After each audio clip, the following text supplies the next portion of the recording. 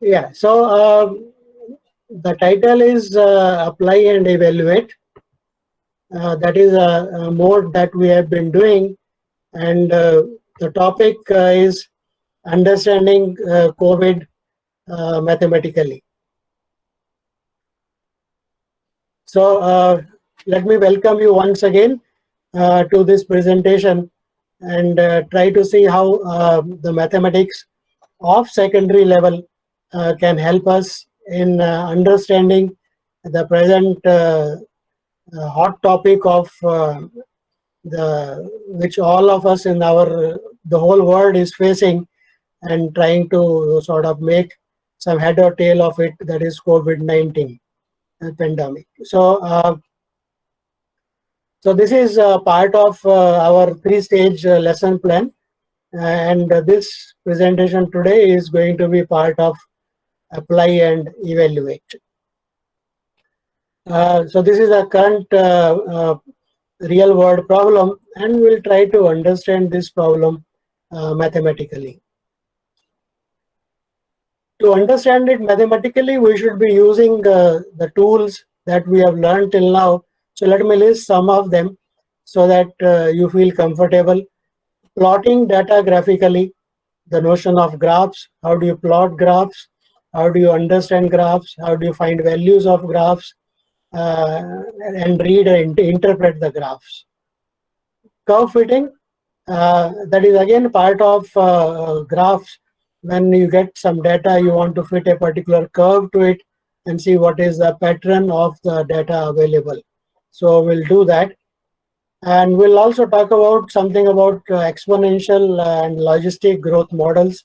You already know something about linear curves, quadratic functions, and so on. And they also know what is called an exponential function. For example, this is a function which is a very powerful one. And if you put some money in a bank in the compound interest, then your money grows exponentially. Okay. So we'll try to understand this in terms of COVID.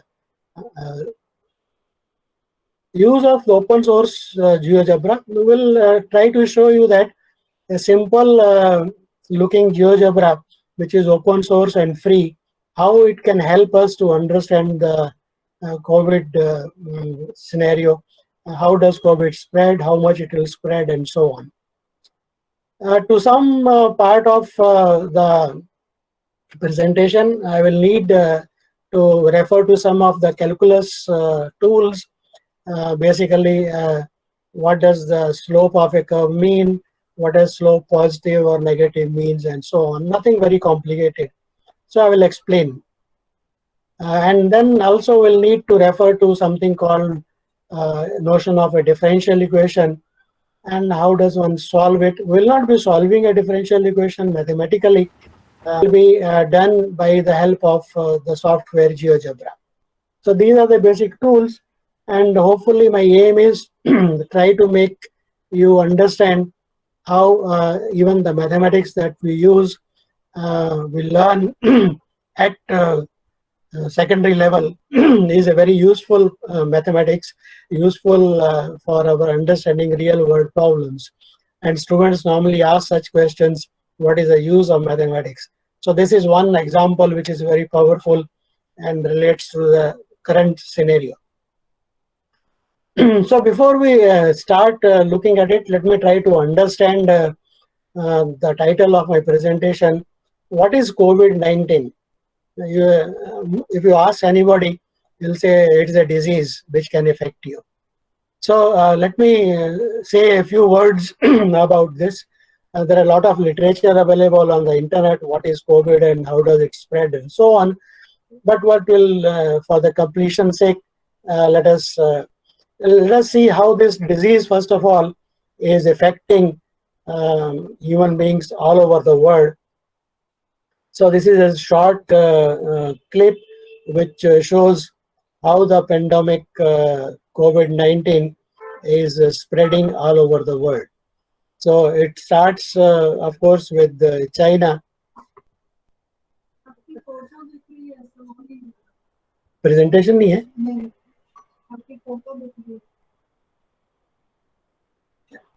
ऐसे कैसे?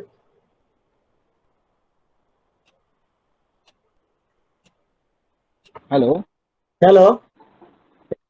Yes, आपकी presentation दिख रही है। May be madam के यहाँ पे आपके नाम के आगे पिंग होगा। हाँ ठीक है, ओके. Let me हाँ, see if the video works now.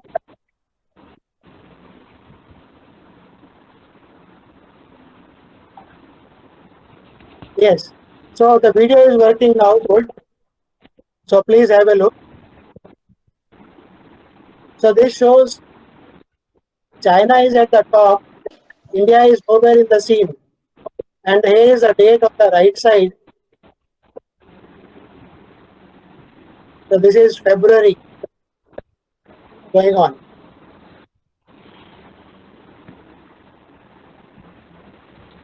India appears somewhere in 14th of February with 3 cases.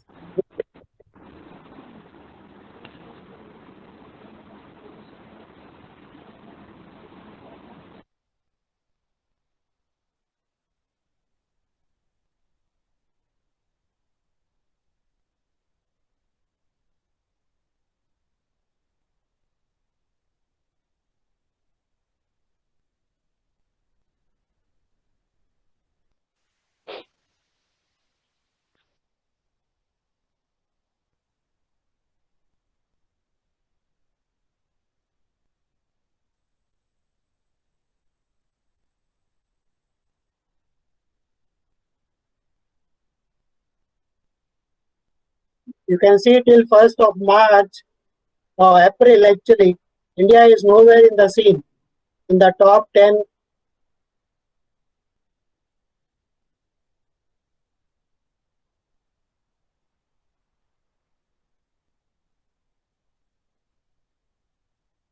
So because of our lockdowns, we were saved a bit, and now it starts appearing. India appears in the month of end of April, so, and starts growing.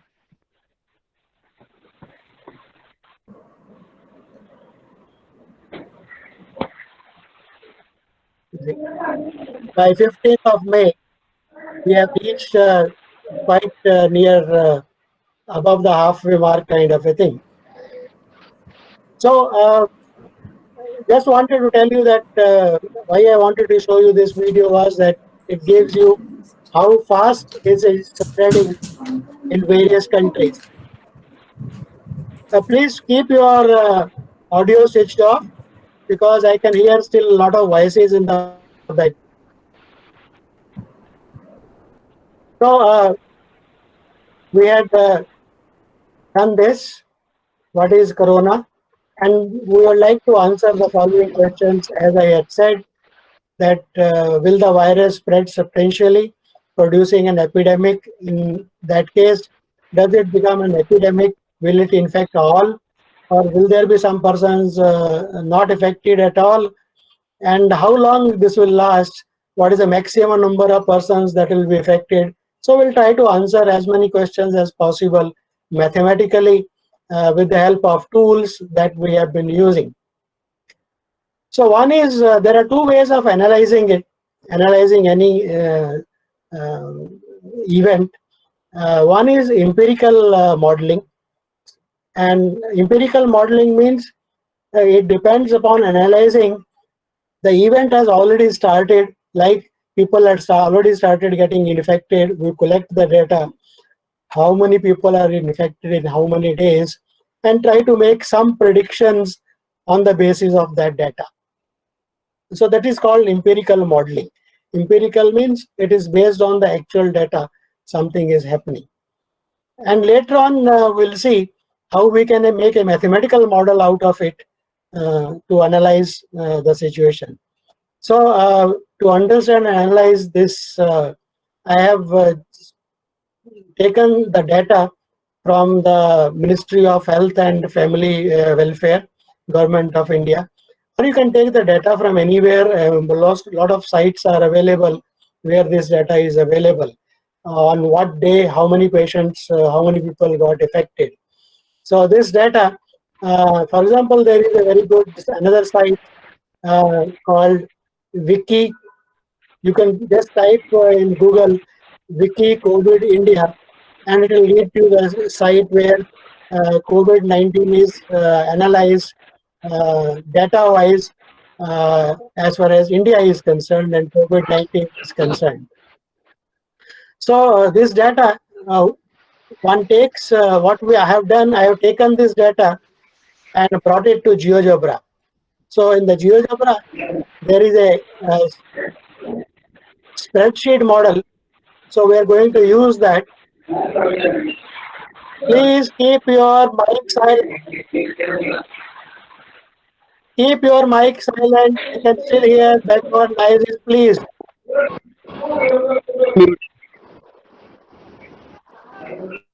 It is disturbing everybody. Hello, it is disturbing everybody, your mic.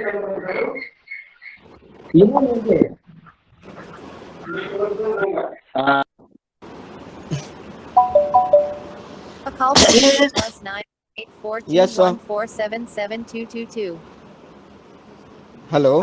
I can hear the background noise. Yes, I remove that person. Okay, good. So let us use GeoGebra to understand this. So here is what I have done. There is a part of GeoGebra called spreadsheets. So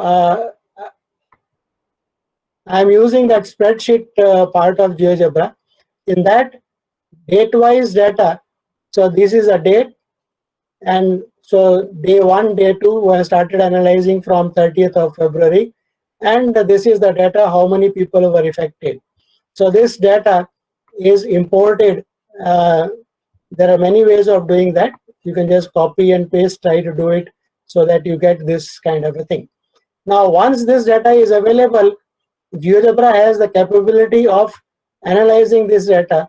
So you select the day and the data, right? So this data is selected, and then if you right click on this, it says many options. You can copy this data and so on, and there is something called create. And create, you can create a list of this data as points. You can create a list of points. You can create it as a matrix, and there is something called polyline. So what I have done is I have selected the data, right clicked, create and polyline. So I clicked that and I got the data in a polyline format. So let me hide the data now because I will not be needing that. So here is the polyline. So here is the data, how many people. So here is the number of people getting affected. Here is on the bottom is the number of days, on which day, and we started with from January 1. So we're starting from January 1 on the x-axis. So days are proceeding here, and the number of persons. And this is the data from the one of the sites taken from Ministry of Health or any other site, brought into GeoGebra in the spreadsheet model, and highlight, select, right click, create polyline. So what it does, it creates the points of the data, first day how many, second day how many, and so on. And it then, for example, if this point is on, if you can see that it is on day 80, it is on day 80, and the number of people is 85,000 plus. So this is one way of visualizing a huge amount of data in GeoGebra by using the spreadsheet model, the spreadsheet part of it. Now, if we look at this data, here is the data. The question is, what kind of a curve it looks like? This, if I try to visualize this curve, what kind of a curve is this? Of course, it is not a straight line. It is not, it probably, it may look like part of a parabola, or it may look like an exponential curve. So there are many possibilities. So for example, if I try to fit, one can do also fitting. I can select these data points and fit an exponential curve to it. So this is what. So for that, one goes to the input bar and types there fit. See, when you click fit, it shows you what are the possible things you can do. You can fit a list of points and a function. You can fit exponential, fit growth, and so on. So what I have done is I have tried to select these data points from the algebra window. One can select it from also the from the spreadsheet, and then plot, say, fit an exponential curve to it. So if you look at this exponential curve, in the initial around 40 days or so, it seems to fit the data very nicely, but afterwards it is not fitting. Here is the actual curve and here is the exponential fit. Blue is the exponential fit and red is the actual data fit. So you can see that after a few days, initial stages, it looks like exponential, but it is not exponential fit as the number of cases increase as the virus spreads. So this is one observation you can make it by looking at GeoGebra and trying to see what kind of a growth in the infection we have got. So let us go ahead a bit in this. So this is a model we try to understood data.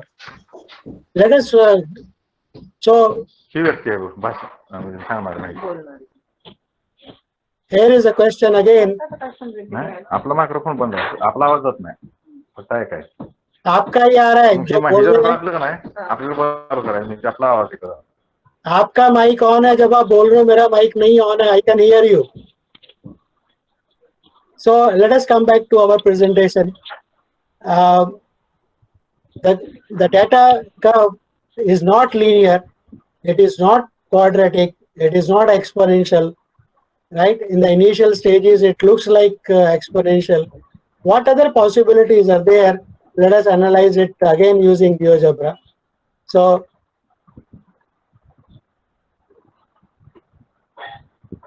and see what kind of curve fits in the data that we are plotting. So here are the same data curve is again plotted here.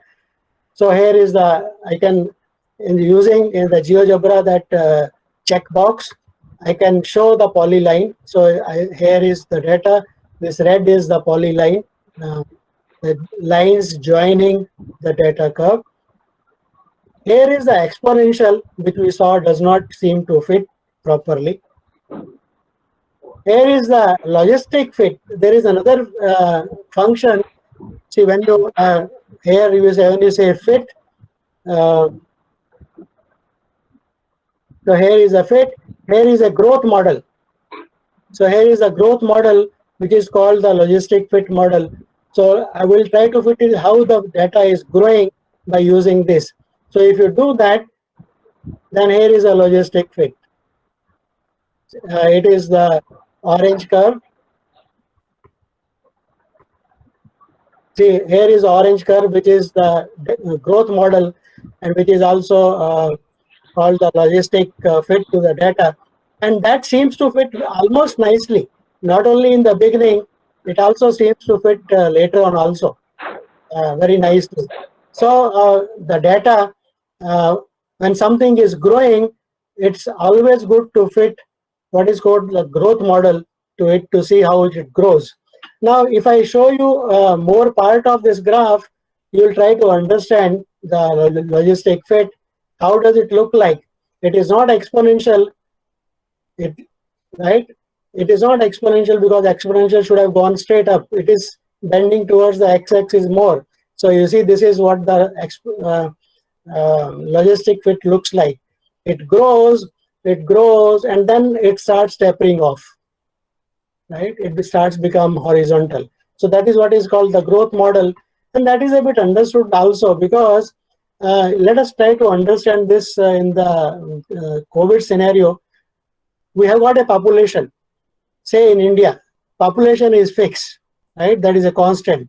So out of the population, some people are getting affected, some people are getting the disease, and then some people get the disease and die out. And it is assumed at present, it is believed that once you get the virus and you recover, you don't get it again, right? So as the persons get affected, the new persons who can get affected, that number reduces because already some people have gotten affected, right? So in the beginning, the rate of growth of infection will be large, and after some stage, it is understood, the common sense says that the rate of growth of infection should become less. So what does it say mathematically? That if I look at this logistic fit, that seems to fit.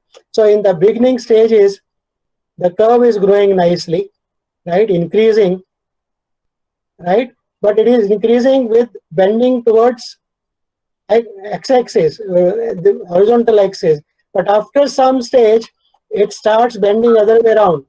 So it indicates that in the beginning stages the rate of growth of infection was more, right? It is increasing. The rate of growth of infection is increasing. It keeps on increasing.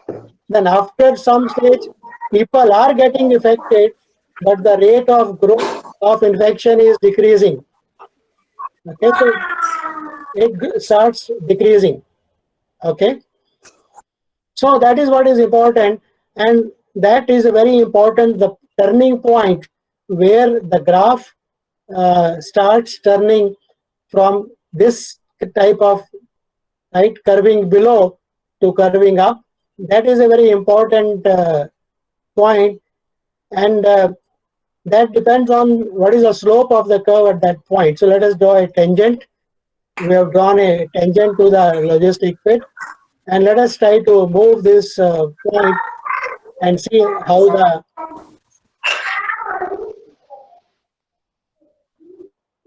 this changes, how the slope changes. So let me, okay, I'll have to change this, move this point. That is, you see the red line is the tangent. Okay, so here, if I look at the tangent to the curve in the beginning, if I move to the right side, the number of days, the rate of increase of infection is increasing, the slope of this curve is increasing, and there is a point somewhere in between where it reaches a peak value to the tangent, and then it starts decreasing again. You see, now it starts decreasing again. So there is a point in between, what is that point where the rate of increase is there, but rate of increase starts decreasing. It becomes less. The rate at which people are getting affected becomes less. It is not as much as it was in the beginning.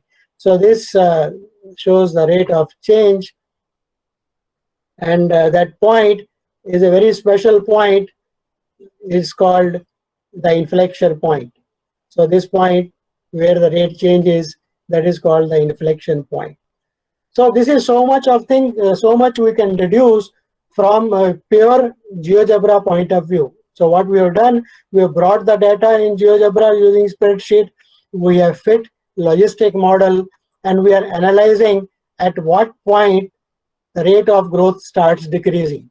Okay, that is the inflection point. So this is all done using GeoGebra, using spreadsheet and plotting a tangent to the spreadsheet. Okay. So let us go ahead a bit. We have seen it is not exponential. It is a logistic curve that we need to fit. Now using GeoGebra, I can do one thing more. Using the spreadsheet, we can calculate what is the infection ratio. So what is the infection ratio? Infection ratio is defined as a number of people infected on a particular day. Its ratio with respect to the previous day. So this number hopefully will be bigger than or equal to 1, right? Because, not hopefully, it is more. At present, it is bigger than or equal to 1 because more and more people are getting affected. So let us see this in the GeoGebra spreadsheet view. what is happening. Okay, so let me enlarge. So here is the data, day 1, how many cases are there. So what I have done, I have divided say 2 by 1, 3 by 2. So that gives me the ratio, at what proportion the cases are increasing. So once in a spreadsheet it is possible, I calculate one only. You see, if I highlight here, it says B3 divided by B2. And I can select this and drag below. It will calculate the ratio for all. That is the beauty of the spreadsheet, and it will give the ratio for all. So that gives the ratio for all the number of days. I have got 90 days plotted. So it gives the ratio at what ratio of today divided by the previous day. And it says, see, it is increasing, for example, at the rate of something like 1.16, 1.2, 1.12. This many times it is increasing. Now, if you keep on seeing this, the rate seems to be some points it seems to be a bit stable, and at some points it is increasing, right? So let us look at now. Here is a very crucial point. See, it is up to 1.06, 1.06, 1.057. Now, if I look at after this, the 71st day rate is 1.07. If I look at the rate below this, at no point, so this is 71, at no point it seems to go beyond 1.71. In fact, it is more or less decreasing after that. Okay, so it is decreasing. So it looks like that from the point on 71, the 71 day onwards, so this is the point of inflection where the rate at which things were probably increasing, infections were increasing, but after that it starts decreasing. And if I look at the so this is all in GeoGebra and spreadsheet. So if I look at the last few days, right, this is up to May 17th, see the rate of growth seems to be stable at 1.06. So that is the rate at which things are increasing. It has become sort of a constant rate of increase of infections. So this is information you can deduce from GeoGebra. So once this rate is obtained, so this is empirical data. What I have done, I have tried to plot and see what is the empirical data. So what it says, the average infection ratio in May in the last few days was 1.06. And let us call this is an important number that seems to stabilize. It should decrease further, but that seems to stabilize till in the month of May. Okay. Right. So that we have analyzed it. This is what is called inflection point. So let us see what more I would like to deduce from the GeoGebra sheet. Yeah, I think this is the same thing that we already seen. So let us not go about that. So let us now, till now we have been analyzing the data and trying to see how does the previous data behave. We have not tried to do anything about can we try to predict, right? So we can make a prediction on the basis of available data. What we can do is we can try to extrapolate the data. On May 17th, the rate of increase was 1.06. So let us assume that for the coming few days, if the rate of increase remains, the proportion of increase remains 1.06 per day, what will be the situation we'll be facing?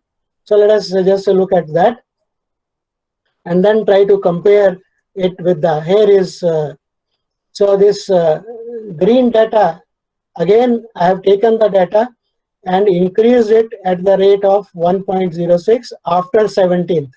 So this data is not available to me on 17th. This is the data I am trying to get by extrapolating. I have tried to extrapolate the data from 17th May onwards by multiplying each next day by 1.06. So this is, I can call this as a predictive curve. This is a prediction I can make, predictive curve, if my data is increasing at the rate of 1.06. You can see here the data being increased. So probably let me try to increase the font size a bit more, if I can make it slightly more better looking. Yeah, I think it's okay. So green is the the curve that we are predicting on the basis of the data available. Now you can see how does this change. So let me this is a day, and let me move the day. If I can move the day, no, that doesn't move. So what should move?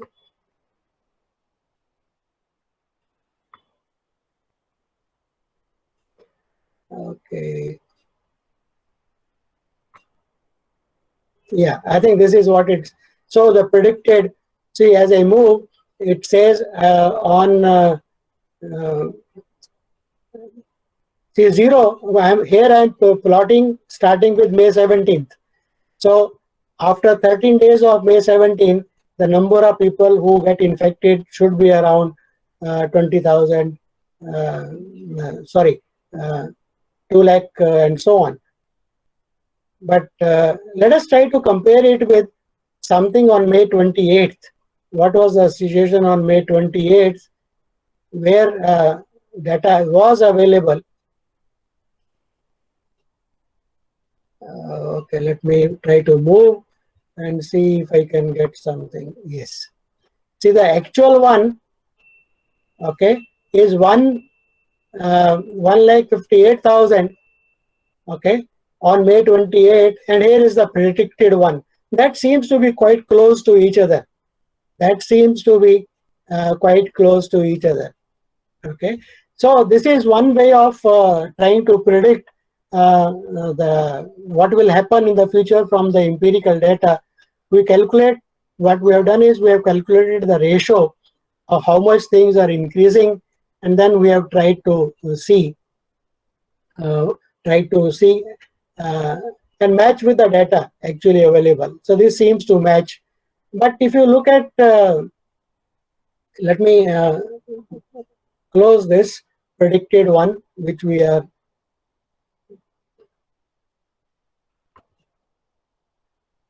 So this is the data which is available, right?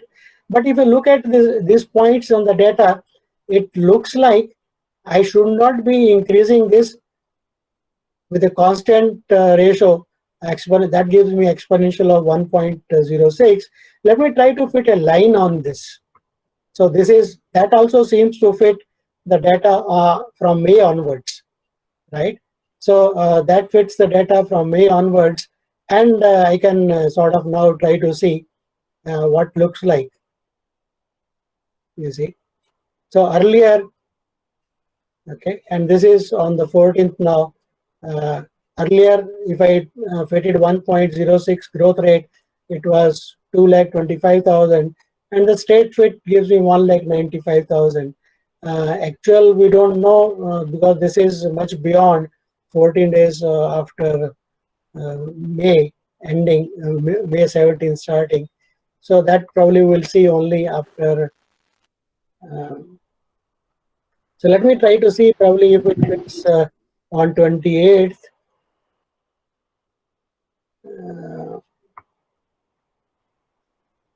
Yeah, you see the 28th, it was okay. It fits very nicely because that is the point I have taken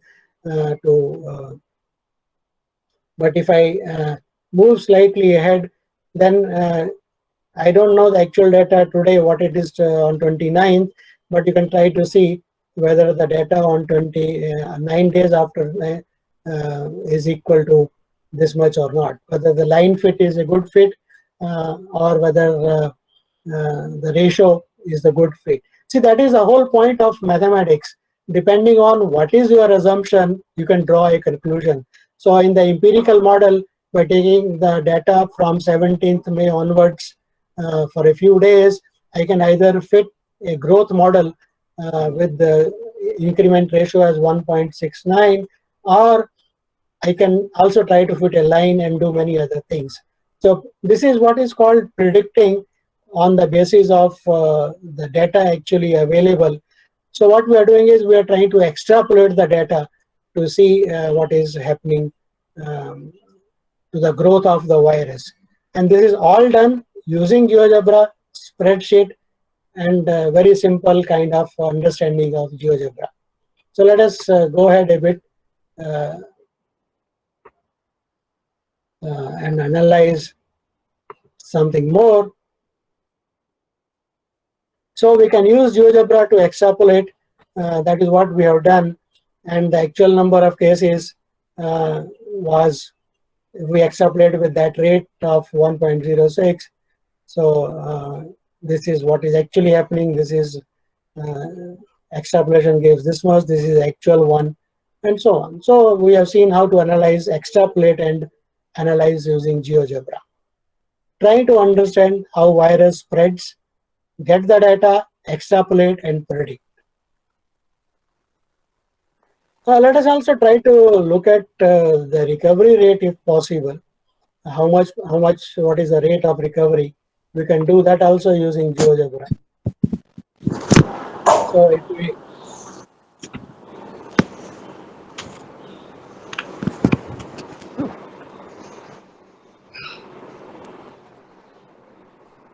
please keep your mic silent. Please keep your mic silent. Please keep your mic silent.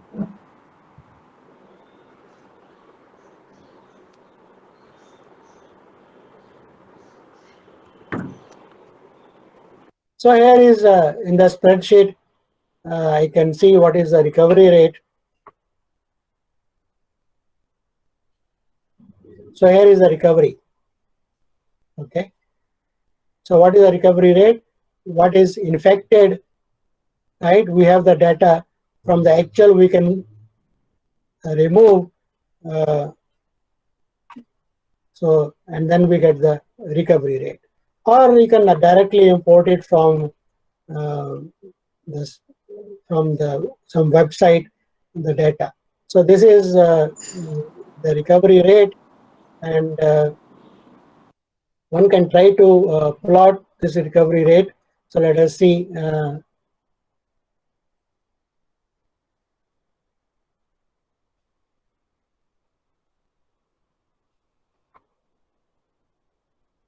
I'm trying to break the window a bit bigger.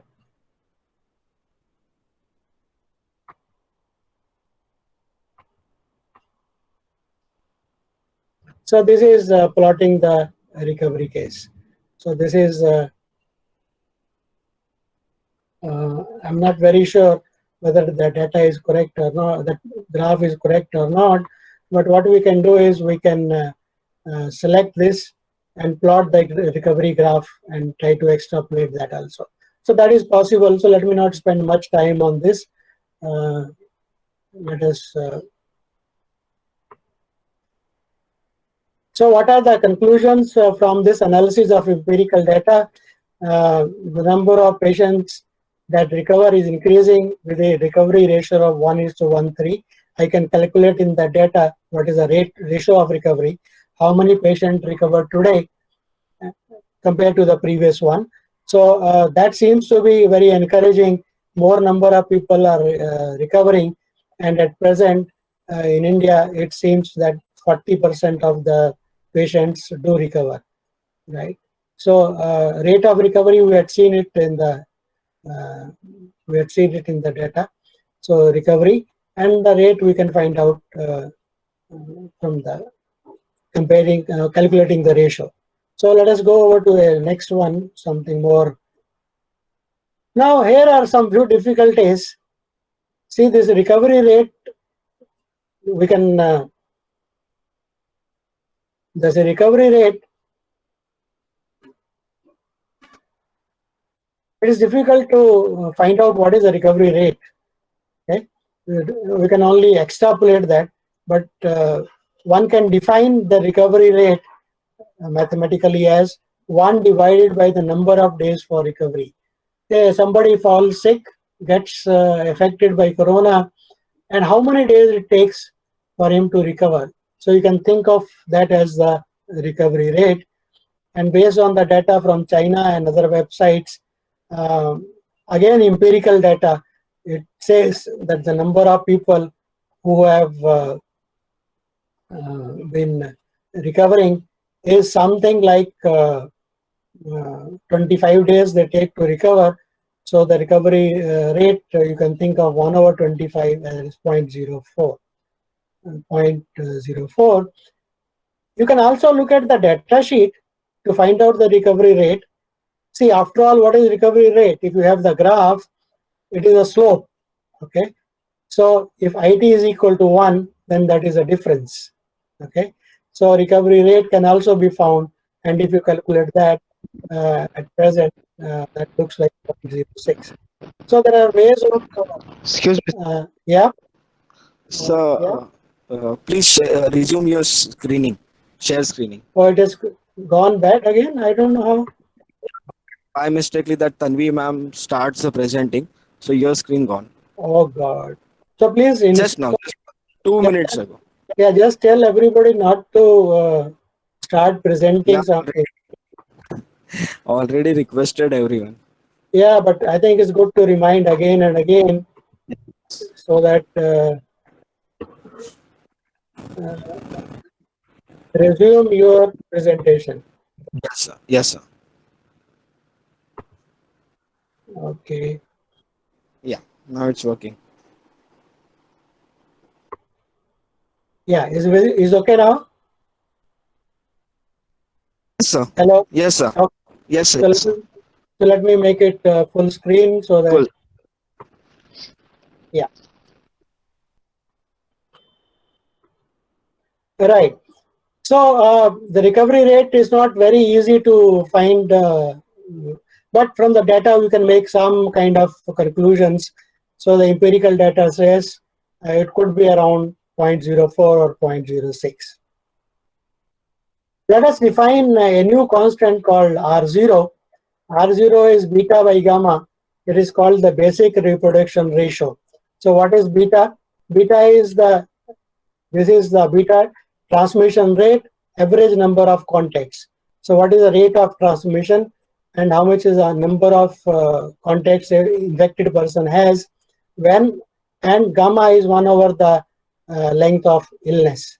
So if we do it, simplify this fraction, so it is a transmission rate, at what rate something is getting transmitted. Again, with that we don't know really how much something is getting transmitted, because that will depend upon in how many persons a person carries on that infection. You see, that depends upon number of persons and so on.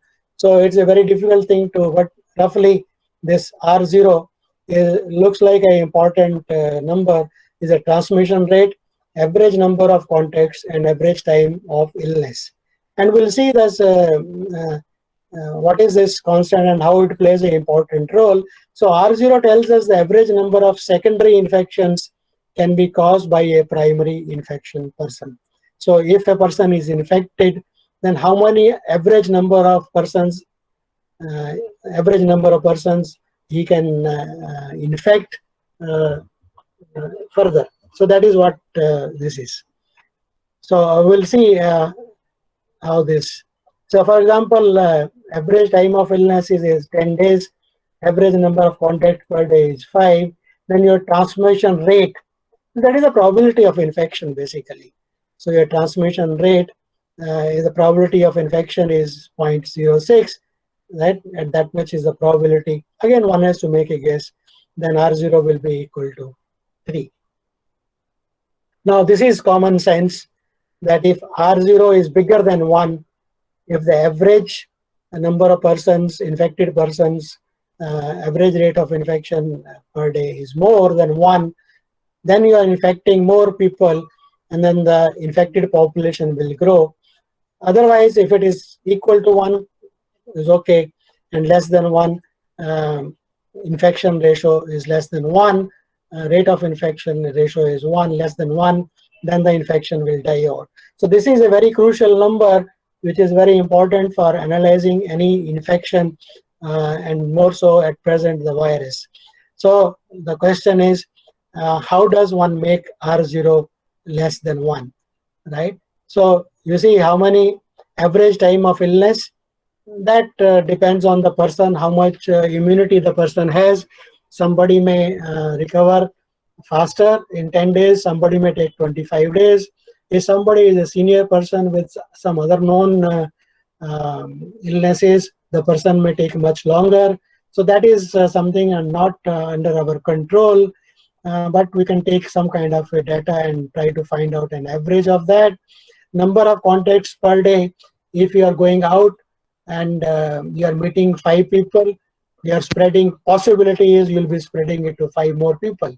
If you are going in a vegetable market and where there are 100 people and you are mixing with 100 people, then the number of persons you will be infecting possibly is 100.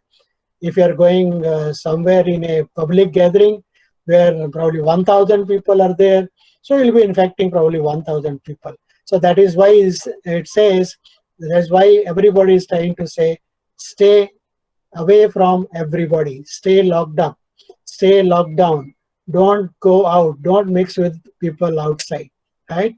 So that is one way of making R0 less than 1. So transmission rate can be reduced by wearing masks, that you don't spread it to others, washing your hands, and not mixing with others. That is what is also called social distancing. Average length of infection, that is very difficult to reduce. Overnight, you cannot increase the immune power of human beings. That depends on a general physique. Social distancing and staying home, you will not be coming in contact with many people. Neither you will be affected nor you will be affecting others. So these are the some sort of suggestions based on the empirical data to reduce R0. And once we are able to reduce R0 less than 1, we will be out of this virus. All this is analyzed on the basis of empirical data. Of course, infection growth will not be very, very high, because as the number of infected persons grow, already infected cannot be infected again. So the rate of infection will slow down. So slowly the rate of infection will slow down and eventually it should die off. So there should be some tapering of the infection curve. So a typical growth model looks like this, right? It will increase and then probably it will decrease. But the question is, if it peaks very early and this line is the number of cases, supposing you don't have the infrastructure of hospitals and beds that can support more than this number of cases, this line above the line, then you will have a problem at your hand. So we want to do something so that this peak, of course, will be reached, but we want to spread out this peak so that our sporting facilities like hospitals, sporting staff, and so on is not affected much. They can accommodate diseased persons. So that is what is called flattening the curve. So we want to flatten this curve. The curve will look like going up and going down, but the peak should not come that fast, because then there will be a problem. So we want to delay the peak. So the average number of persons we want to reduce, the cases we want to reduce, and the cases again we can reduce only when we reduce R0. So this is what we want to do. We want to make that curve of infected persons like this. It is a growth curve. It will grow, infection will slow down, it will remain stable for some time, it will start dying out. But this is possible only when the constant R0 is less than 1. So here the R0 will be equal to 1 at the peak. It stays stable, right? And then it starts decreasing, that the infection will die out, right? So this is, the lockdown is aimed at doing this. Also, that the number of cases suddenly should not increase so much that our sporting facilities are not able to take care of us. There are not those many doctors, nurses, and so on. So lockdown helps in that way also. So this is what is called flattening the curve. You might be hearing this kind of a thing in TV and other papers saying we want to flatten out the curve. This is what flattening the curve means mathematically. So flattening the curve means that we should not be trying to put our sporting staff into difficult times. We should have a less kind of infection rate. Okay. So now all this we have done it using what is called empirical modeling. We collected the data and we did some analysis, and based on that analysis we tried to sort of analyze what we can do. It has told us many things, of course, right? But let us make a more mathematical model out of this and try to analyze. So mathematical modeling of corona, how it is done. This is a general model for spreading of any virus is analyzed. It is done, is a very simple model. So it is called the SIR model. So SIR model means what? There is a total population, say in India, okay, that is divided into 3 parts. So it is like in set theory, there is a set of total population, and you make 3 partitions, 3 subsets of it. One is the set of unaffected persons, but who can get affected, right? The population who can get affected by the virus. I of t is the number of infected people at time t. How many people have been infected? So total population, St is possible, It is the number of people who can get infected, and RT is the number of people who recover. They fell sick, they were infected, they were admitted to the hospital, and then they recovered. So as a consequence of this assumption, so mathematical modeling makes assumptions. So this is the first assumption, that the total population is divided into 3 parts, 3 compartments, ST, IT, and RT. ST is the population to start with, IT is the number of persons that get affected, and RT is the number of persons who recover. So total population is N, which is susceptible population, infected, and recovered. So total is N, which is a constant. So what can happen? From susceptible, people can move to infected set, and from infected, people can make to recover. Once they become recover, they go out. So susceptibles becomes less, right? So for the sake of normalization and making our calculation simple, we'll say this N is 1. So all our computations will be how much proportion of things are happening. So susceptible is a group of persons who are vulnerable to exposure with infections from other people. They can be patients, and they are the patients when the infection happens. The group of infection people represents the people who have been infected.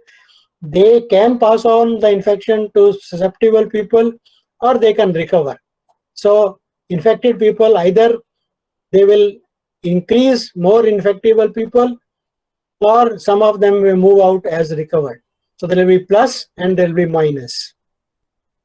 Recovered people are those who have gotten coronavirus once, and it is believed strongly that it will not affect the person again. So, or unfortunately they die out, so they move out, they are removed from the total population. So if we assume that the recovered people get immunity so that they are not susceptible to the same illness anymore, aim is to understand how people from each group can move over to another group in a particular time. So let us assume that the flow between S and I from the susceptible to the infection is denoted by beta. That flow is denoted by beta, infection rate, and the flow from I to R is denoted by gamma, that is the recovery rate. Right? You see, you can also think of, who are the people who can get infected. Either the infected can infect more, or the susceptibles can infect. So the number of people's, the rate of infection, okay, is dependent on S and I both. So it is proportional to S multiplied by I. So let us, so from S susceptible to infection to recovery, beta, and that is gamma. Total population size is 1. So ST is a fraction of the people infected, IT is a fraction of the people infected, ST is susceptible fraction, and RT is the fraction that will recover. Now, how is this movement governed? What is the equation that governs the movement from S to I and I to R? So let us set up these equations. These equations are as follows here. ds by dt, that is the rate of infection of among the susceptible people. How a person is going to get affected? It depends on how many susceptible, how many infected, because infected can also itself secondary to the susceptible. So it is proportional to S multiplied by I, and beta you can think as the constant of proportionality, and negative sign because the rate, the number of the slope is negative because the number of susceptible is going to decrease. So that is why this negative sign is put. So the rate at which susceptible are getting infected is governed by this equation. It is equal to the rate ds by dt. Okay, you can think it as a slope if you like, is minus beta times st into it. And let us assume in the beginning the persons who are susceptible is S0. So what I'm saying is, to begin with, because if there is no infected people, the infection cannot spread, right? So let us assume I0 is at time 0, there is I0 is the number of people are infected. Now, what is the rate of infection? See, this is susceptible people, so that much has to be there, minus those who recover. So the recovery is gamma times IT. So this is the number of people who recover. So at any stage and at any time, the equation that governs the infection is given by beta times STIT, that is how many more are getting infected, plus, and this is a negative that goes out as the recovery, gamma times IST. So recovery is gamma times IT. And how many recover at time 0 is equal to 0. Okay. So these are three equations that govern the flow of people from susceptible to infected and from infected to recovery, and this is the rates at which they flow. So these are three equations that simultaneously should be true to analyze this model. So each is a differential equation, and in the terminology of differential equations, this is called a nonlinear system of differential equations. So we'll not go into solving this system of differential equations mathematically. What we'll try to do is, we'll again try to do it with the help of our humble software GeoGebra, and see how this GeoGebra can help us to analyze this set of differential equations. So anyway, let me explain once more. Beta is the transmission rate, gamma is the recovery rate, okay, that we have analyzed earlier. But just so equation 1 gives the how infected people rate of change of ST, how how the susceptible population changes, how the infection population changes, that is di by dt, how the recovery changes, that is dr by dt. Right. So these three equations we want to analyze. So note equations 1, 2, and 3 together say that st plus it plus rt is equal to n, and which we have assumed to be equal to 1 at present for the sake of normalization. And let us also observe that at any given time t, st, the number of susceptible, is always going to be less than or equal to s0, because more and more people are going to fall ill. So st is going to be less than log 0 for all time points t. So we are interested in answering the following questions. If we start with a very slow infection rate, will the virus spread substantially, producing an epidemic? In case it does it become an epidemic? Will it infect all? Or will there be some persons left who will be not affected by this? Whatever happens, they will not be affected. And how long will this epidemic last? So mathematically, we are trying to answer these questions by looking at those three differential equations. I will not be solving those differential equations, so don't be afraid. We'll be trying to see these differential equations using a software called GeoGebra. But let us make some simple mathematical conclusions, namely the following. See, these equations, di by dt was beta times st, that is how much people are getting more infected, and that is leaving. Now, if this is bigger than 0, right, simplify that, it is common, okay, so take it on the other side. So beta of st is bigger than gamma, divide by gamma, beta by gamma st is equal to 1, is bigger than 1. So the rate of infection will be bigger than 1 if R0 st is bigger than 1, right? And st is always positive, right? So we can safely sort of conclude that the rate of infection will be bigger than 1 if R0 is bigger than 1.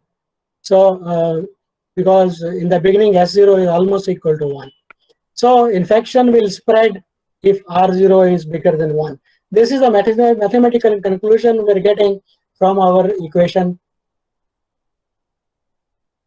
di by dt. Okay. So here we are using a bit of calculus that if the slope of a curve is bigger than 0, then that of that function or that curve will be increasing. So derivative bigger than 0, okay, implies R0 bigger than 1. So R0 bigger than 1 means di by dt, right, is bigger than 0, and that means infection will spread. So the crucial thing is the constant R0. Okay, once again. And now let us look at di by dt as a differential equation. This is a Excuse me. yeah. Yeah, that one of the Devendra sir started this presentation. So I Please back. resume your presentation. Yes. Okay, let me go back. Yes, sir. I think that is a problem. People click at the wrong thing. Yes, sir.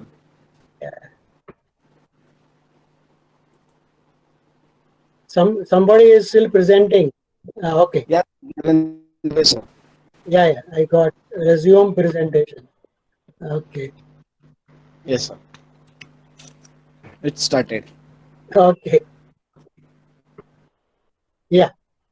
So let me make it full screen again and view. See, that is how latecomers affect the flow of the class. Yeah, so that people either come late and they click a wrong thing and everything is disturbed, or if they don't follow the rules and regulations of the chat session, then again there is a disturbance. So let us come back to the presentation. So when time is near 0, the differential equation governing the infection is di by dt, that is beta times S0, and here it should be actually I0 and gamma times I0, right? But if you keep it as a differential equation and keep it as S0, then this differential equation can be solved. I am calling it as a differential equation because mathematically it is called. If you know the derivative, you can get back the function I. How do you get back the function I from the derivative?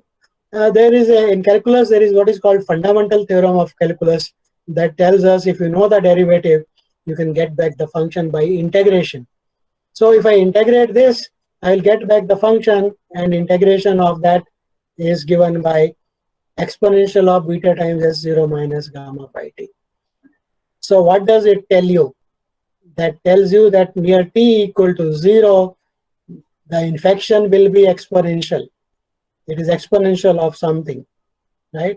So so the infected rate, the rate at which people are getting infected, will be exponential in the beginning stages of that is what we had seen in the data. So this is one conclusion from that differential equation which matches with our thing. By the way, let me just take a take a small kind of detour to say what are the infection ratios in India. In India, between March 7 and April 6, the R0, the important thing, bigger than 1 infection is there. It was at 1.83, okay, quite high. And between April 13 and April 10, because of the measure taken by the government, because of the awareness among people, wash hands, wear mask, stay locked down, and so on, it came down to 1.23. And that is very good. That is important also. We want to make it less. We want to make it equal to 1. Among worst affected states, as far as we know, at present, Maharashtra is very high. It is around.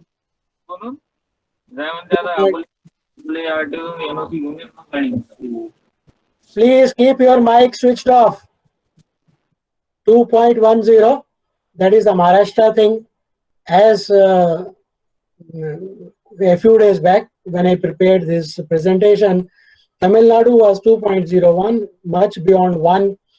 Punjab was 1.32, and that happened because of some pilgrims coming back from Nanded and so on. West Bengal is 1.51 and so on. There is some data available on the. So what I'm saying, trying to show you is that almost in every part of India, the R0 is reasonably high.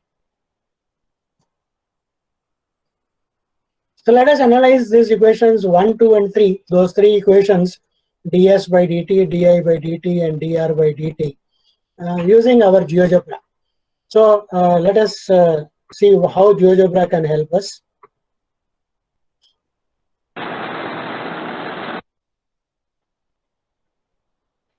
All right. So here is the GeoGebra. I have already done what I want to show, but how did I get it? So here is I0. Here is total number of population on the left side in the algebra window here, and S0 is the susceptible. Beta is 0.05 at present. R0 is some 6 point something at present, 0.06. Now this is something not correct. Anyway, so how do I get these curves? So there is a, if you go to the input bar, there is something called nsolve. I hope you can see it. Nsolve.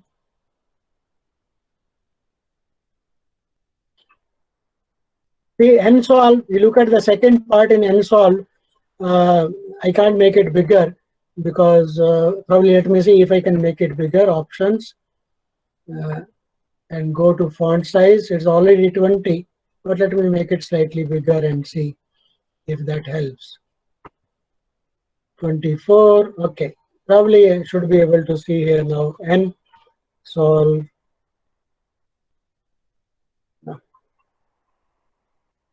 Yeah, nsolve. So when you type nsolve, it gives you two options. Nsolve equation. You can solve a equation N-solve ODE. So solve a system of differential equations. So that is the option I selected. And list of derivatives, I put the three derivatives, ds by dt, di by dt, and dr by dt. So those three I inserted here, and with initial conditions, what were the initial conditions and so on. So once you do that and click, it will give you, Sir, yes. resume presentation. Oh God, okay. Somebody came in again. Yes, nice math someone. I don't know whose name, but it shows nice math. Okay. Oh, sorry. Going back is a problem, but let me see. Escape.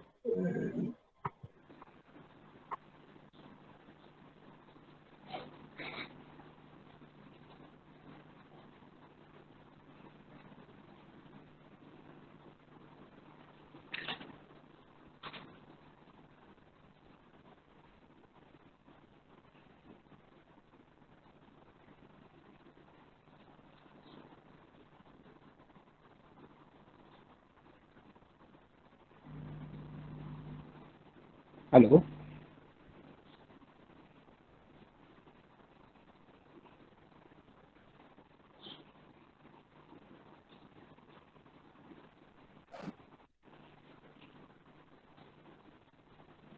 Yes, sir.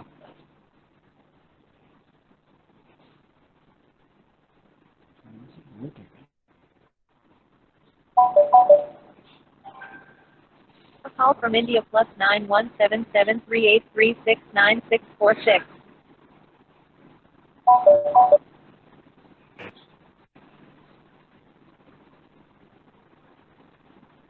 Sir, your mic is mute.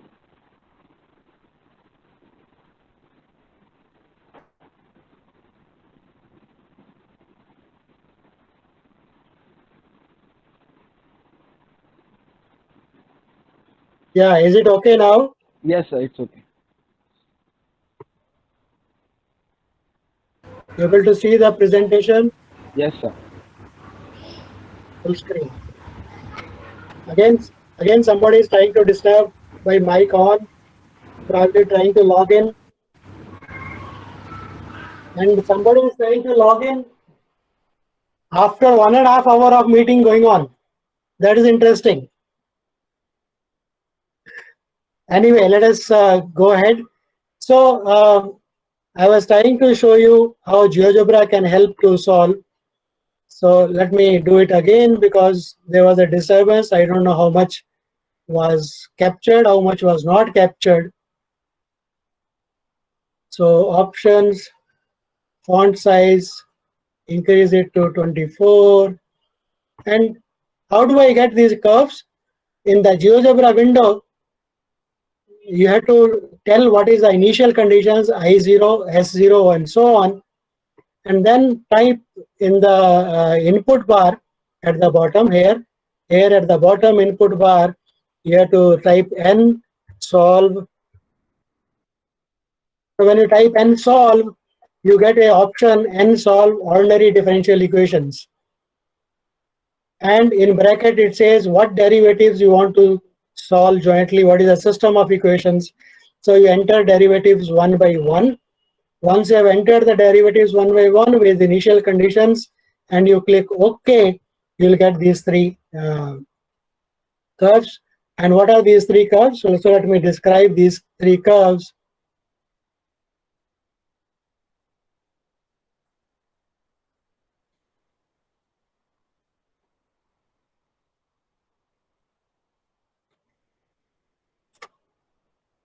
Okay, so this red one is, see, S is the susceptible ones. So the susceptible ones starts with almost like 1 because we assumed one person affected, and it starts decreasing. So susceptible is decreasing. This is the infected, which is increasing, and this is a curve for the infected. you don't see any recovery case, because here in the sliders, I have made sliders for beta, gamma, and the number of days. So here are the three sliders. When I change beta and gamma, the value of R0 will change. So here the value of R0 is quite high, and the number of persons recovering is quite small. So let me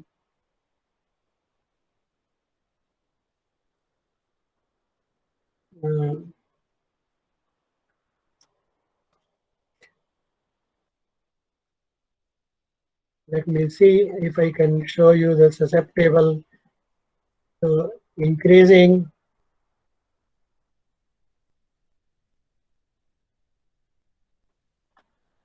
No. Recovery 0. Oh, I should increase the recovery. Yeah. Let me increase the recovery part and see if I can get something.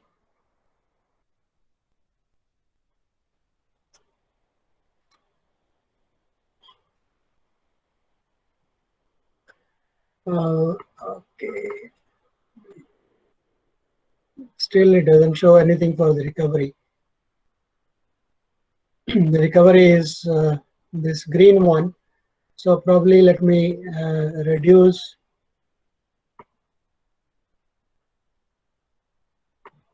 this a bit more and see if I get some recovery.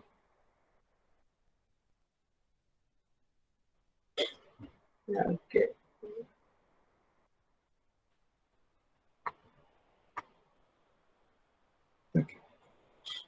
Anyway, I'm not able to bring in that recovery part here. With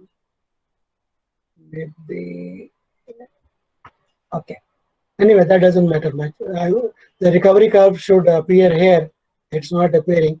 But what is important is anyway the infected curve and the susceptible curve. Right. So and R0. So this is R0. That is the rate of infection. Let me also bring it down. Right. This is at present 2. So when it is at 2, this is what the infected curve looks like. This is a susceptible curve look like, right? But at present we are 1.6. So let me try to make this as 1.6 by infection rate, making it less. So it is becoming less and less. Yeah, you see what is happening anyway. When the infection rate beta, if you see it here, if I make it less, you can see the infection rate, what is happening to the infection rate. So if I increase it,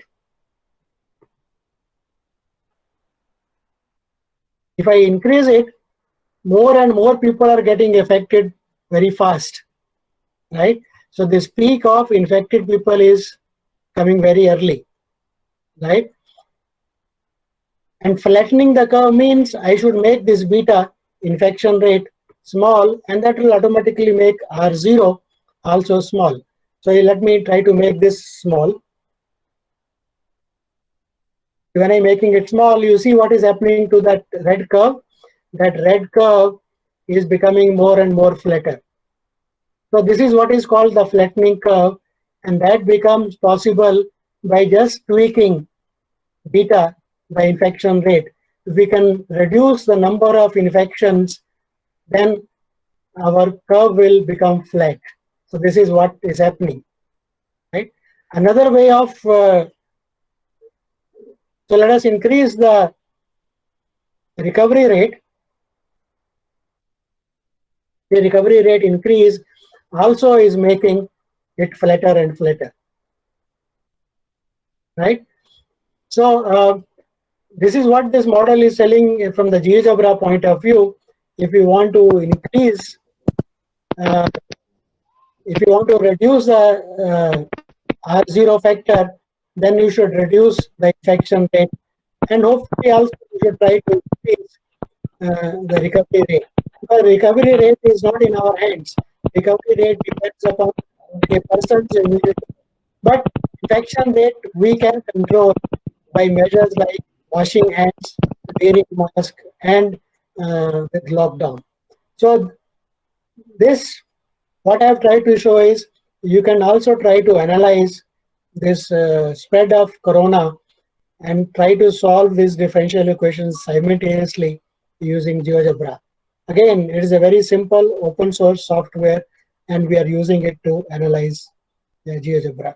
Let me just, for the sake of this, try to understand what happens if I make it very large. You see, here is a recovery rate appearing now.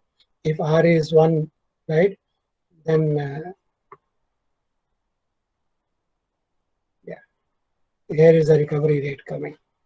So you can tweak this, play with it, and try to make conclusions. So let me go further slightly. And so we have tried to solve using nsolve ODE in GeoGebra and get these equations. So it says R0 is important. Once again, keeping R0 low is important, and empirical estimates. So here is to keep R0 low. Here are various things, some graphs. This is a graph of Italy, this is a graph of Spain, and this is a graph of India. In the lockdowns, the lockdown was very nice, very important, and very stringent in Italy. So the curve immediately became sort of, not immediately, reasonably time, it became flat and it died out. In Spain, it was very high, and when after the lockdown, it again came down low. In India, despite of 2 or 3 lockdowns, lockdown 4 is going on, still it is staying almost increasing. It is not becoming flat, right? So still we have not understood the importance of R0, importance of infection, and so here is another visual of, I have taken it from websites. Here is the daily confirmed cases. It is increasing. Lockdown 1, lockdown 2, lockdown 3. So for the 3 lockdowns, it is saying. But once again, it is showing that important thing. Though the number of infections is increasing, the rate, daily growth rate of infections is coming down. So that is some heartening thing. We don't, not only we want the growth rate to come down, we want it to come down to 0, so that the curve becomes horizontal. Okay, that is, so this is how you interpret graphs. So we teach graph theory to students. We ask them to plot some very simple graphs. We don't tell them how to interpret graphs, what the graphs are interpreting. So here, this graph is increasing, right? And here is the rate of the graph, rate at which it is increasing. So here the rate is decreasing, here the function is increasing. So the rate becomes less, okay? So these are important things we should be telling our students, okay? Let us do some more mathematics and try to make some more conclusions out of it. We had 3 differential equations, ds by dt, di by dt, and dr by dt. Let us use chain rule, di by ds, how infections change as a part of susceptibles. So chain rule says this is this ratio di by dt divided by ds by dt.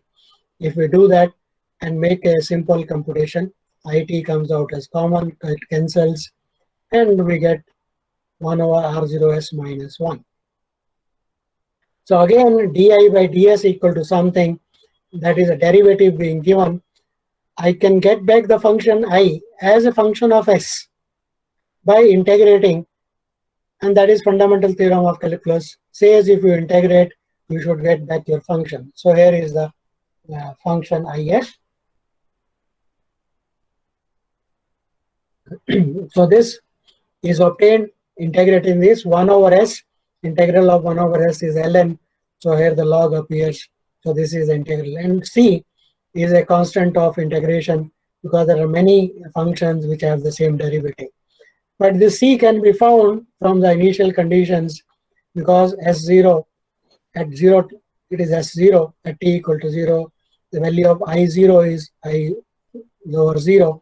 So from where I put the value, I can get the value of C.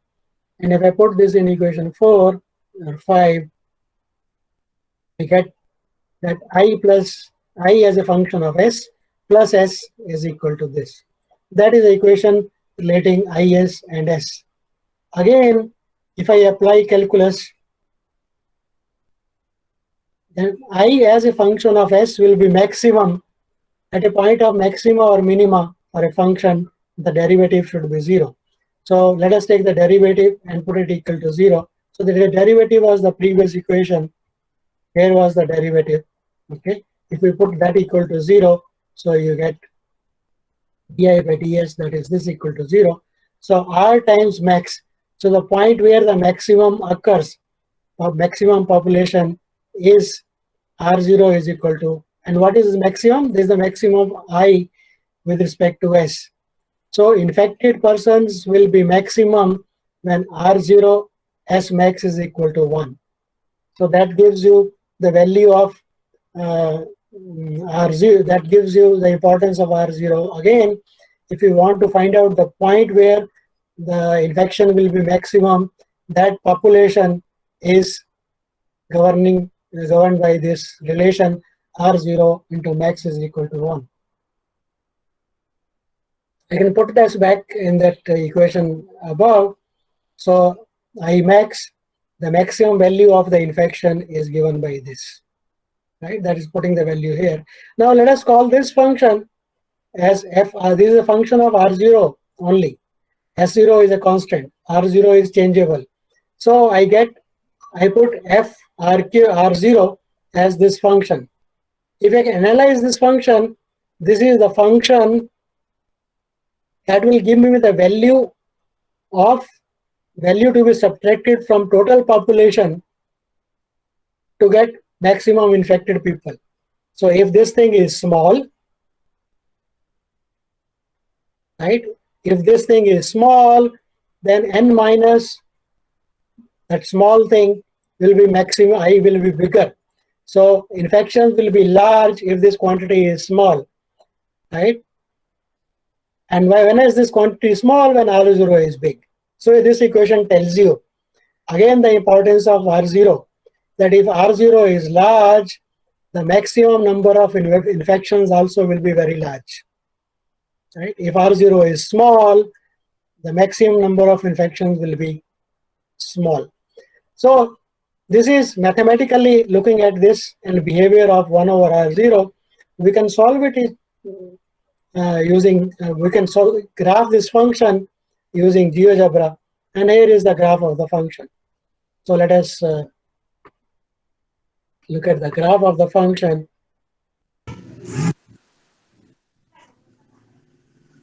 So here is the graph of the function fr0 that we saw in the previous slide.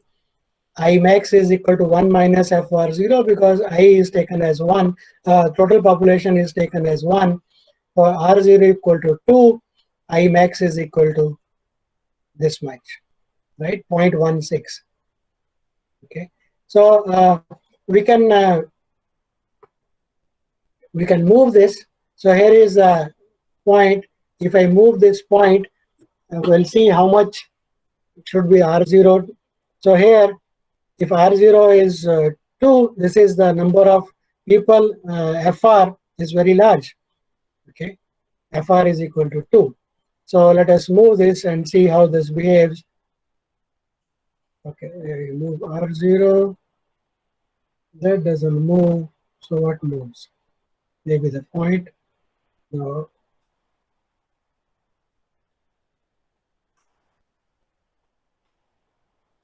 What is the point that is moving? Point V2. I think my GeoGebra applet is not functioning as per my requirements. I just wanted to show you how things change when I change R0. is visible anyway from the graph also.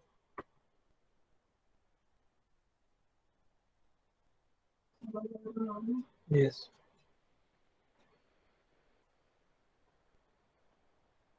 Okay. Anyway, it doesn't matter.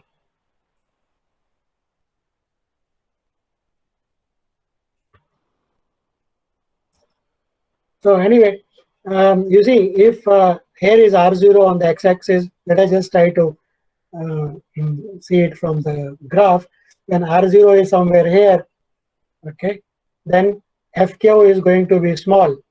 So that means what? When FQ is small, you will be subtracting a small population to get the infected population, right? So RF of R0 is small, so you will be having a large, Imax will be very large.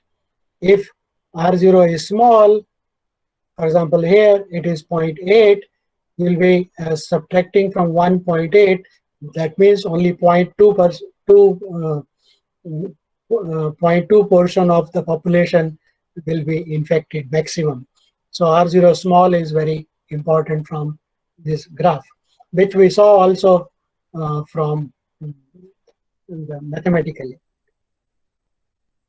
So what we are saying is if R0 is large, FR0 is small, hence Imax will be very large.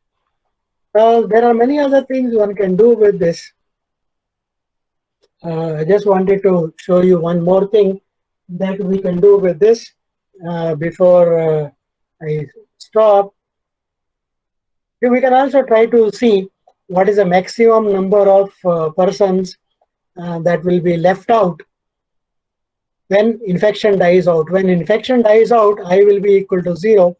So if you put in that equation, I is equal to 0, and T of E denotes the disease end time the disease ends, then this equation gives you this value. And this again can be seen from graphically.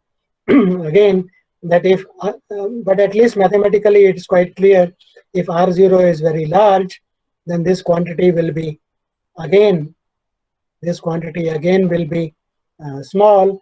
So more population will be left out, which will be not affected by the virus at all, right? So again, importance of R0. So you can draw a graph in GeoGebra. Let me not do it. You can try to do it yourself, and you can see this is what is happening. So here the population is equal to 1. Here is R0. If R0 is less, we will be subtracting less. So this is what. So what are the conclusions of the SIR model? They are aligned with the conclusions of our earlier empirical model, also intuitive model, but this is more mathematical in the sense that it can be used to do future predictions, right? So we have seen you can calculate the maximum values of Imax, which we could not calculate from the empirical data because that is in the future. R0 bigger than 1, virus will spread. That is common sense as well as empirical data. This we couldn't have gotten the maximum value without the mathematical model. And the portion which will be left unaffected is again is 1 minus GR0, where GR0 is the function, where GR0 goes to 0 as R0 increases. So mathematical modeling not only reiterates the importance of keeping the contact ratio R0 low, it also tells you how altering R0 can help us making some predictions and tweaking. For example, if we to make the curve flat, where we have to adjust the R0 and what more efforts we have to make. That we got it from mathematical modeling. To end, let me reiterate once again the precautions that the government of India, that everybody or the common sense says,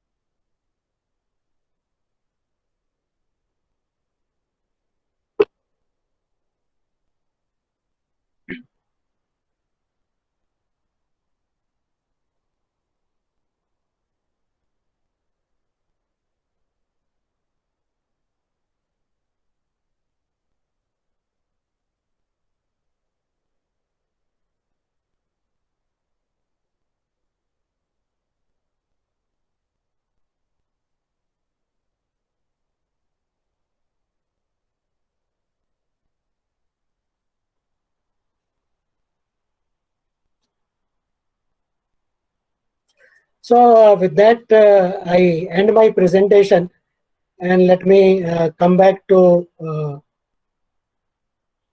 the other mode.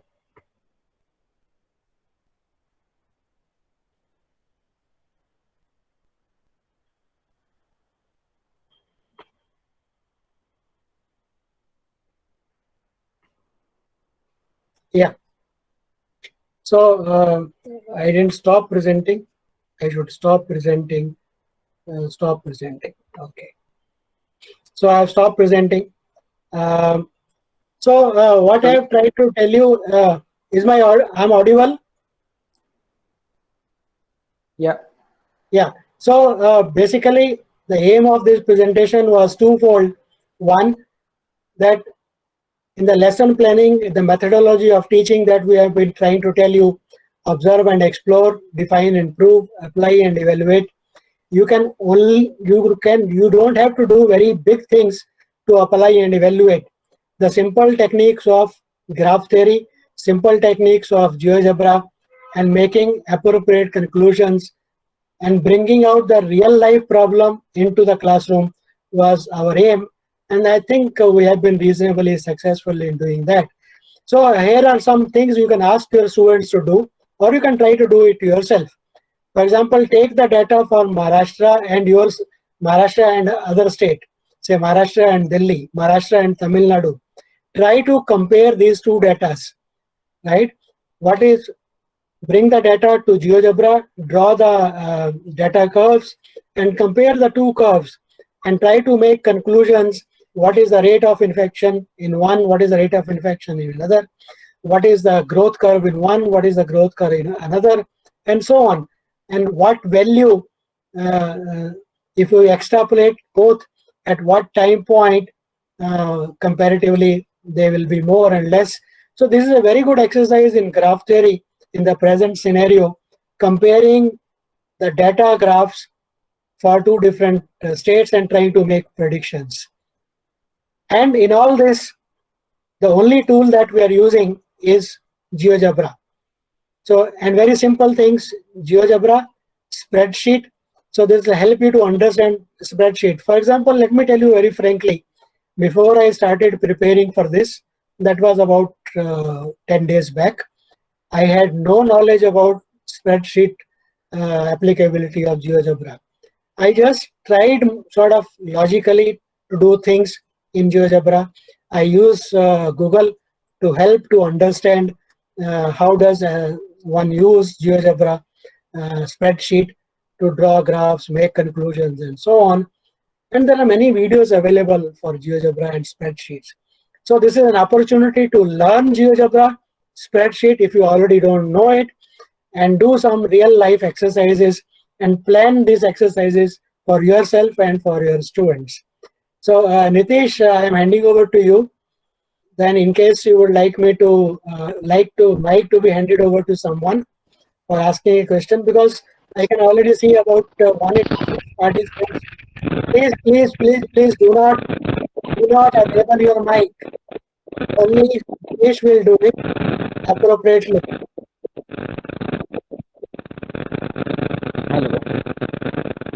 There is Hello. a Nitish, Professor Anna, yeah. thank you for the lecture. Yeah, please go ahead. Yeah, there are a few questions which I have noted while going through the chat scroll.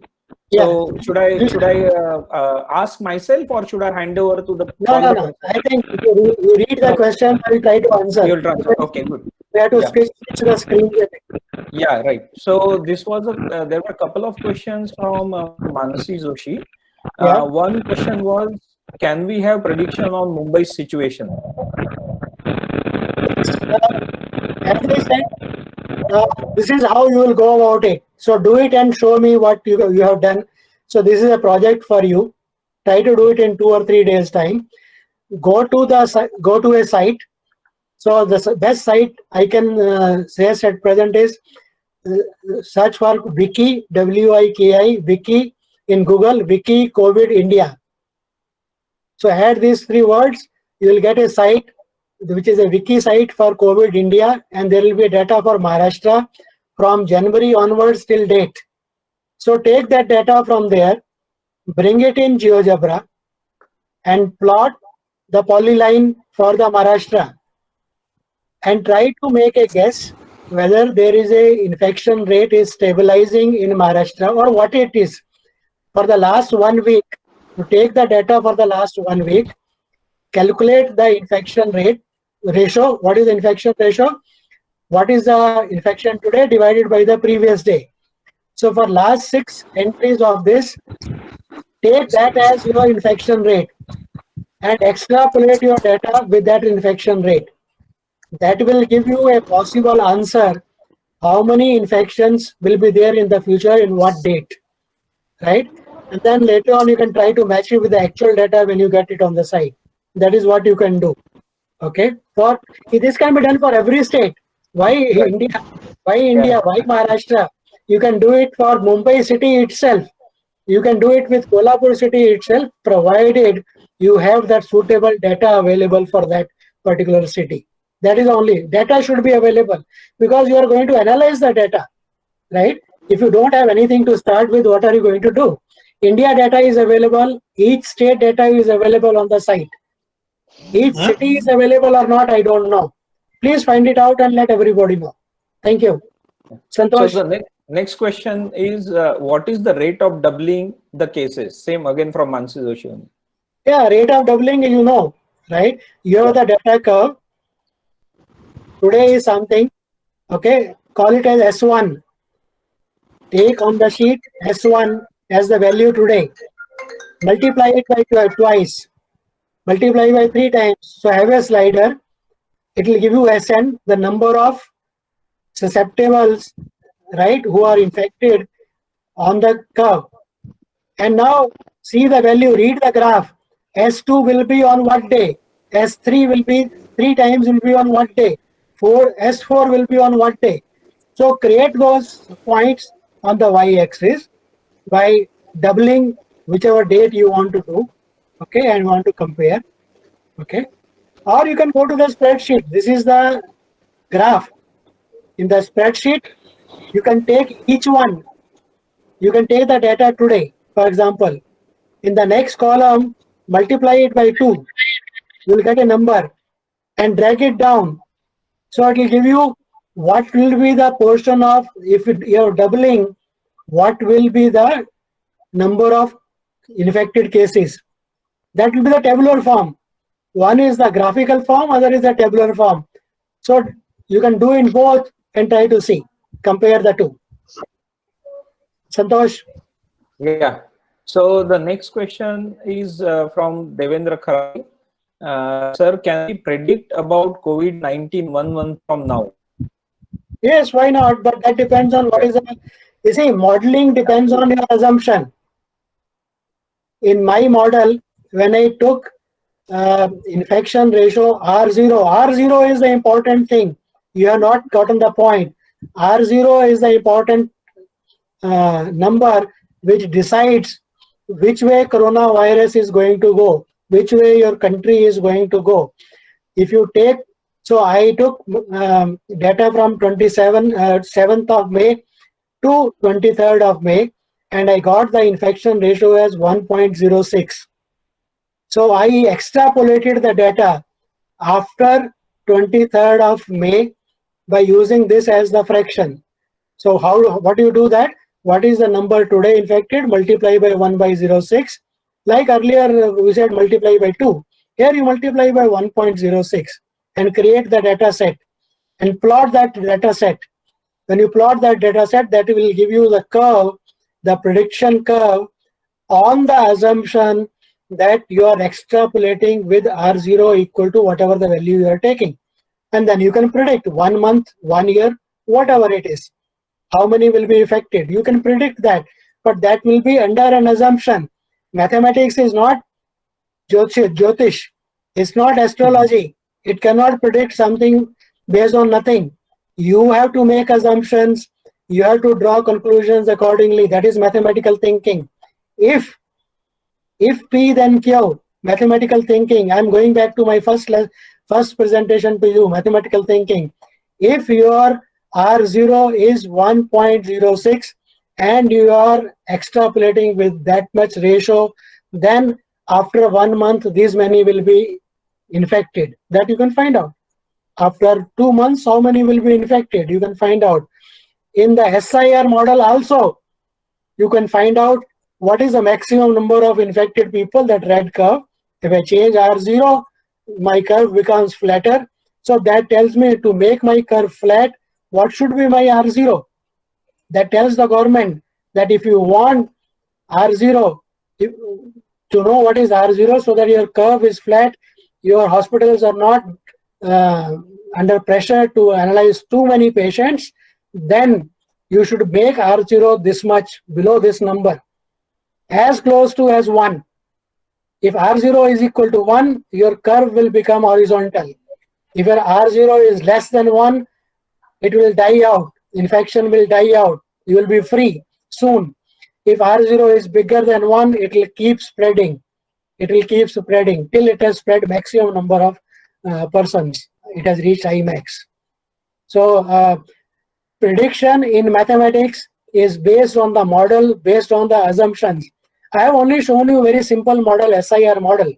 There are statistical models which bring in statistics. See the probability of one person affecting. We took it something very fixed number, right? That how many persons you come in contact with, how long you come. So there is a probability, right? That probability we took it as a fixed. If you take it as a variable, your model becomes a stochastic model. Where even you can try to estimate what could be the possible value of infection rate, beta, infection probability beta, that scalar beta, how we should control it. So there are many people who have done research. In IIT itself, in our maths department, statistics faculty has done some research in a stochastical predicting. This is called stochastic predicting. So you can go on the net and search stochastic predicting of coronavirus. That is possible. Okay. Yeah. Yeah. So one more question is, and this is what is from MindSparks. I don't know who MindSparks is. MindSparks is a company, commercial company, probably who is logged in. Somebody might have given them the login ID, and they are logged in. But anyway, let me ask the question. Let them ask. Yeah. So will the mathematical interpretation of data will meet the factual value provided vaccine is not made? What is the % accuracy? Each model has a different way of calculating how much the prediction matches the data. Okay. In the simple empirical model, I try to show you that if I take last 7 days infection as the average infection and extrapolate, it seems to match the coming few days thing, but it may not match everything, right? So this is a big thing. This is a research topic for research. Nobody can surely predict, even mathematically. I can say it categorically. When will COVID virus end? How many people will be infected? It is all based on assumptions. If these are the assumptions in my model, then this will happen. Okay, you have to take it with that pinch of salt. Again, I'm saying it is not astrology that you're doing. You cannot predict in a model surely something. You can predict only with a certain percentage of accuracy. So there is a percentage of error. So which model gives you less error, which model gives you more error? That is what is the study of statistics. You make a model, make a statistical analysis, and see how much your prediction goes away from your actual thing, right? And what is the margin of error? What is there is testing hypothesis and so many things that goes into the realm of statistics. But my aim of giving this presentation was I wanted to keep it mathematically at the level of secondary level. I did not want to bring in too many things so that, but at the mathematics of this level itself, you saw hopefully that you can predict many things. You can do many things. Okay. As far as the real situation is concerned, you can do something, and in the meantime, you can also understand mathematics better. Yeah, Santosh. Yeah. So I'll skip one question and go to related one. Is there any other model? This is by Raj Na. Is there any other model for prediction of corona disease statistically which we can study? Yes, so Google is there to help you. Okay. Okay, so I said in the Google search engine, enter statistical prediction for corona. Right. That's 3 words: statistical prediction corona. It will give you n number of research papers which have come up in the last 15-20 days. Studies have come up and people have published online, and many of these preprints are available free. PDF you can download, which you can analyze, you can study. If you know statistics, you know probability, you know statistical modeling, you can go into that surely. For example, I gave one very simple SIR model. There is a very minor modification of that. It is called SIRE model. There are three or four other simple models which are different from each other. You can enter in Google four popular models for corona study. You'll get 4 models which are simple to understand, but each one is giving a different prediction.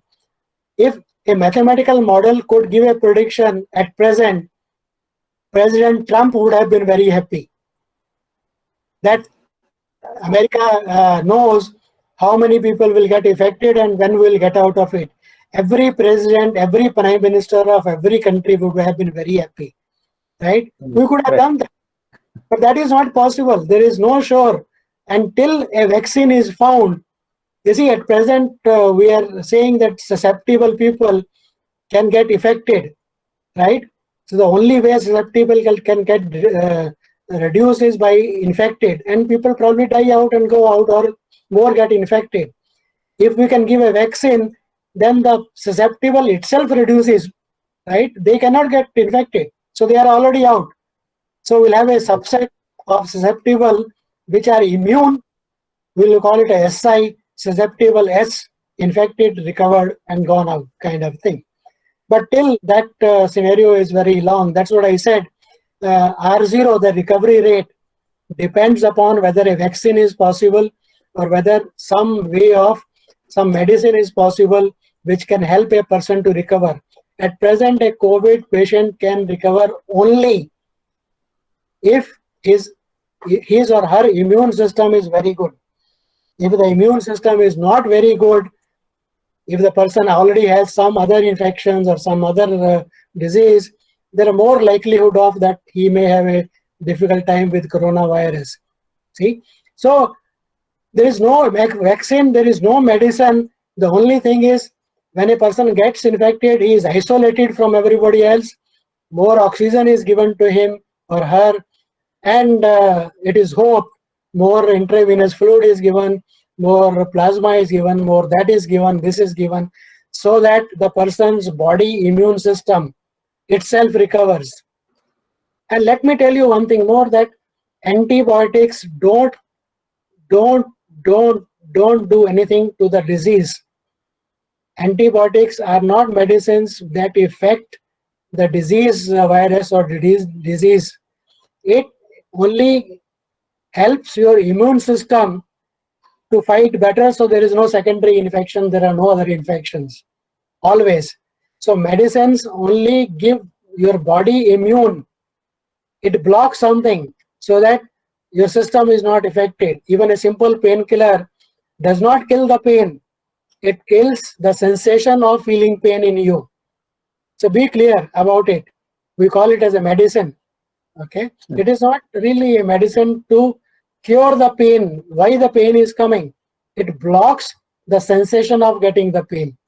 Okay, so till a medicine is available, till a vaccine is available, the recovery is very difficult job. It depends on the individual, and all predictions are in the margin of error. Some are more, some are less, and there is no still there is no good model. There are a lot of models, statistical models also available, but I don't think there is still a good model which can predict things for the future. If that was the case, you would have gotten a Nobel Prize in mathematics probably. Sure. Yeah. So basically, healthy lifestyle and taking adequate precautions is the way forward, and hope that this disease doesn't catch us, and before that we improve our immunity. One more question that is there from Umesh Patil sir. I'm not exactly clear, but I still will ask this question. With any one example, is it possible to explain all mathematical expressions? I don't get it, but can you just repeat the question? yeah. So what he's asking is, with any one example, is it possible to explain all the mathematical expressions? I don't think even to me the question is clear. Okay. But I have presented only one mathematical model, that is called SIR model, susceptible, infected, and recovery model. And for each one of them, some people move from susceptible to infected, some people move from infected to recovery, and this is all governed by three differential equations. There is no single equation that can govern the model. Okay, it's not that simple a model where only one equation will be good enough. Okay, for example, when you put your money in a bank and the compound interest, there is only one variable, time, right? And there is a rate of interest. So there are only two variables, rate of interest that you fix, time, and your money grows, right? So there a single equation is okay. It will tell you what is happening. But here is not the situation. Here things are moving from one block S to I to R, and recovery, something happens, they die out also, probably, or they recover and get immune. So there are many things happening. So a single equation will not help. I hope I have tried to answer his question. Yeah, I hope so too. So there, I will take only one more question, and I have one question. Then we will stop in the interest of time. So here is a question from Praveen Modak. He has, he kind of asking in the other way, can we predict the period of lockdown from the data in different states? It's a very interesting question. I think he likes to move around a bit and he's better off sitting at home. It's not, see, lockdown by the government is not mandatory. Let me say only one thing. Nobody forces you to be locked down, but it is in your own interest. It is the interest of your relatives, family, nearby, everybody, the country, that you stay indoors. Because, as I have said, there is a probability of infection that is not in our hands. If you are infected, how many people you come in contact with? If you are in a family, even if you are quarantined in a family, there are 5 or 6 people in your family and you are meeting them every day. I don't know how much social distancing one can keep in a family itself, right? So there is a chance, hope not, you can infect a member of your family. If you go out, as I said, to a procession, then you can infect probably thousands of people. Right. So it depends on how many people you get in contact with. What is the probability of you infecting others? And for how many days before you are detected as infected, you have been meeting. Probably for 10 days before you did not know you were infected, but you were meeting around people. It has happened in many things. Many people have gone to parties saying that I was very well, and but because this coronavirus manifests only in about 10 days time, it takes 10 days to grow and start affecting your body functioning. Okay, so in those 10 days, how many people you met? So it's a lot of chance. So lockdown, okay, is not something that is thrust upon us. Please don't take it that way. When you tell your child, don't do this, you are telling your child in the interest of the child that he will be better off not doing that thing. The same way government is suggesting, authorities are suggesting that if you keep locked down, if you keep yourself in a cage, then the virus cannot attack you. That is as simple as that.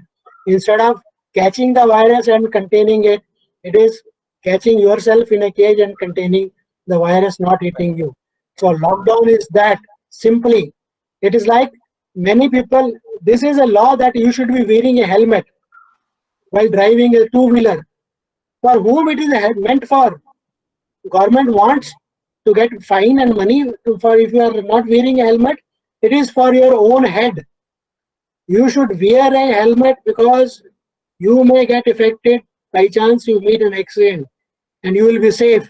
It is for your safety that you should wear a helmet, not for government should feel happy or the police should feel happy. So all these laws which are we think they are thrust upon us, they are not thrust for they are for our well-being. Okay, I have seen many people riding a two-wheeler with a helmet in their handle and riding. I think I can't see a more foolish person than that. He is trying to protect the handle if he meets an accident instead of his head. Santosh. Yeah. So last question is from me. It was very interesting to see the curves and analysis of it based on the trajectory of the past and then trying to some way gauge the future.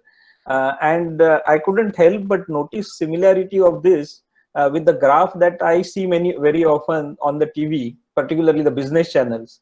That is, you have a lot of historical data of how a share price moves. And can this kind of analysis is what is used in the what is called as technical analysis in share market? Not in that raw form as such. Of course, a more sophisticated So version of it. the SIR model is very much used in studying viruses of any kind. Okay. Or it is a growth model. See, that's why it's called the growth model. That anything that is growing with time, with certain ratios, whether it will continue growing or die out. Okay. Right. So this is not only in it is used mainly in study of epidemics, viruses, and so on. But it is used more also in economics, for example, in studying various other things, how the things will grow. Right. Okay. For example, a commodity is there available from one country, it can go to another country, right? At this rate, it goes out and something, and then probably it goes to, it is used there and it is not serviceable after that, so dies out. Kind of these are metaphors only, transferring of one compartment to another and one second to the third. So in various scenarios, it is possible to apply the SIR model, but personally, I have no information about that. Okay. Okay. Okay. So more or less, we have covered most of the questions. If there is any other thing that you may want to add, or we close. I just want to add another thing that all those teachers who have attended this session, and I don't know, many have left also thinking it is over and they have put their attendance. But those who are keen, try to do some analysis of yours like this. Make a video on YouTube and put it there. Okay? So that it is your analysis of Maharashtra COVID spread, your analysis of comparison of Maharashtra and Tamil Nadu, or your study of Kolhapur and Maharashtra, right? Many such things are possible. In the process, you will learn many things, and mathematics use is not something of a high level. It is reasonably accessible to your level because all the teachers have done BSc, so they know calculus very well. Okay, I have even tried to keep it at the level of students, and my hope was even a student of 10+2 level should be able to hear what I say and get something out of it. Yeah. Thank you very much, all of you. Thank you, Santosh. Thank you, Nitish and Mahesh, for organizing, looking at the back end of this. And thank you all teachers for participating.